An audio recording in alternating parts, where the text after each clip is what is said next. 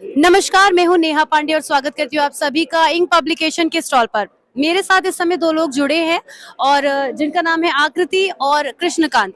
ये दोनों ही हिंदी के स्टूडेंट्स हैं और हम क्योंकि हिंदी को पढ़ते हैं, हिंदी कविताओं को पढ़ते हैं, सब्जेक्ट की तरह पढ़ते हैं, तो इनसे जानने की कोशिश करेंगे कि कैसे हिंदी की कविताओं ने अपना स्वरूप बदला है और किस तरह से ये पहले हुआ करती थी हिंदी की कविताएं और अब किस तरह से हम लोगों के बीच में है। तो पहला सवाल मैं आकृति आपसे करना चाहूंगी।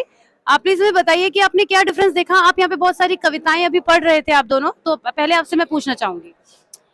देखिए, सबसे पहली बात तो यही है कि स्टार्टिंग से ही कविताएं अपने स्वरूप में रही हैं, ठीक है। वो धीरे धीरे फेज के साथ बदलती रही हैं, लेकिन कविता की शुरुआत हम ऐसा नहीं बोल सकते कि इस पर्टिकुलर इस फेज से हुई है। नहीं, ऐसा नहीं है। कविताएं हम महाभारत पढ़ते हैं, हम रामायण पढ़ते हैं, सब कविता फॉर्मेट में ही हैं, ठीक है। उसी फॉर्मेट में चीज़ें चली आ रही हैं, लेकिन हाँ, अब उनमें कुछ बदलाव दिखते हैं। बदलाव किस तरह से? पहले की कविताओं में सिर्फ अपने अंतर के भाव जो थे वो निहित थे, लेकिन अब लोक और समाज उसके केंद्र में आता जा रहा है। जैसे मैंने आप ही की कुछ कविताएं पढ़ी जिसमें स्त्रीवादी जो विचारधारा है कहीं कहीं कुछ कुछ अंशों में छिपी छिपी वो नजर आती है।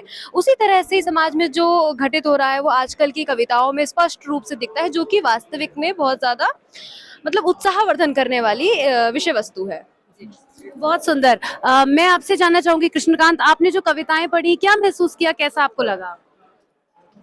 पहली बात तो मैं आपका धन्यवाद देना चाहता हूं कि आपने अपने YouTube चैनल में मुझे बुलाया। और दूसरी बात, मैं अभी जब आपकी कई सारी कविताएं पढ़ रहा था जिसमें एक ये स्वीकार किया मैंने, जब मैंने इसको पढ़ा तो मुझे गजानन माधव मुक्ति बोध हैं उनकी कविता का बोध इसमें मुझे समझ आया। तो उनकी एक कविता है कि सहर्ष स्वीकारा है, तो उसी का टच इसमें मुझे मिला। और जैसा आकृति ने बताया कि जो कविताएं होती हैं वो धीरे धीरे अपना स्वरूप बदलती हैं। इसका मतलब ये है कि धीरे धीरे कविताएं जो उनका मूल स्वरूप होता है उससे अलग होती हैं। और शुक्ल जी ने भी अपने मतलब साहित्य में यही कहा है कि जो साहित्य होता है वो समाज का प्रतिबिंब होता है। तो जो साहित्य है वो जनता की चित्तवृत्तियों को दर्शाता है कि क्या चल रहा है समाज में। जैसे आप अभी नारीवाद की जो परिकल्पना है, यह हम 17वीं शताब्दी या 16वीं में नहीं कर सकते थे, क्योंकि उस समय इसका अभाव कम था, रिलेवेंस कम था। पर अब इसका रिलेवेंस बढ़ने लगा है, धीरे धीरे लोग जागरूक हो रहे हैं। तो उस प्रकार हम नारीवादी चिंतन या फिर दलित चिंतन इस विषयों पे भी लिखते हैं। लोग इस पे जागरूक होते हैं। जी।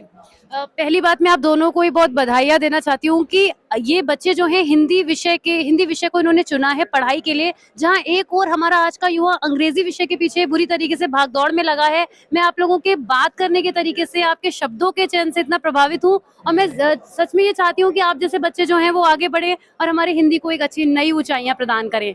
तो आप दोनों को बहुत बहुत शुभकामनाएं और बहुत बहुत धन्यवाद इस इंटरव्यू के लिए। Thank you so much. धन्यवाद, बहुत बहुत धन्यवाद। धन्यवाद। Thank you.